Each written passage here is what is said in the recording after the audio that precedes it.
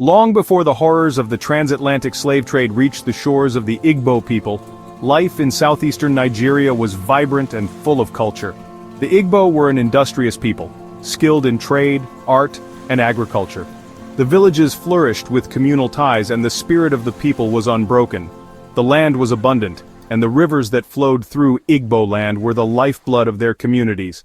But this peace would soon be shattered, as the dark forces of the transatlantic slave trade began to sweep through West Africa. In the late 17th century, the European slave trade began to ravage the coast of West Africa. British, Portuguese, and Dutch traders arrived in their ships, with a singular, horrific purpose: to capture men and women, to strip them of their dignity, and to force them into the hellish voyage across the Atlantic.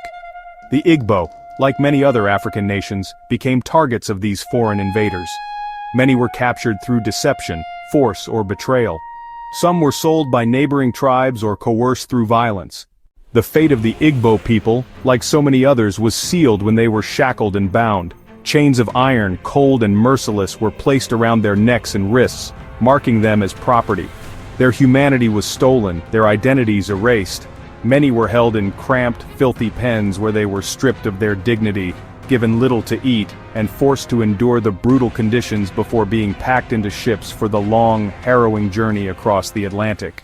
The journey across the Atlantic, known as the Middle Passage, was one of the darkest chapters in human history. Conditions on the ships were horrendous. The captives were packed like cargo, chained to one another, and subjected to diseases, malnutrition, and abuse.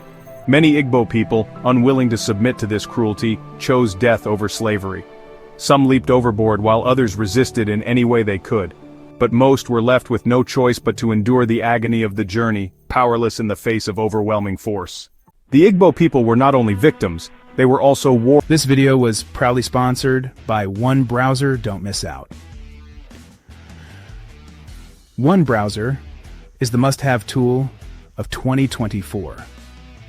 Try it now. Thanks, gentlemen. Let's get back to our lovely video.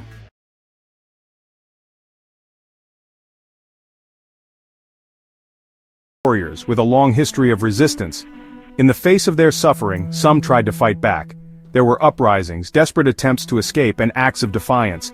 But for most, resistance was futile. For the Igbo, the river became a symbol of both life and death. It was on these shores, under the shadow of the slave traders' brutality, that many of them met their end.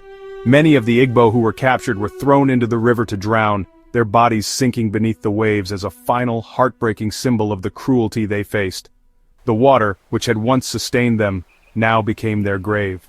Though the pain and suffering endured by the Igbo people during the transatlantic slave trade is impossible to fully grasp, their story is not one of only loss.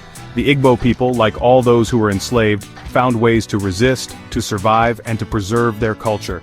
In the face of unimaginable suffering, the Igbo people have preserved their heritage and traditions. Their strength, resilience, and cultural pride continue to inspire generations.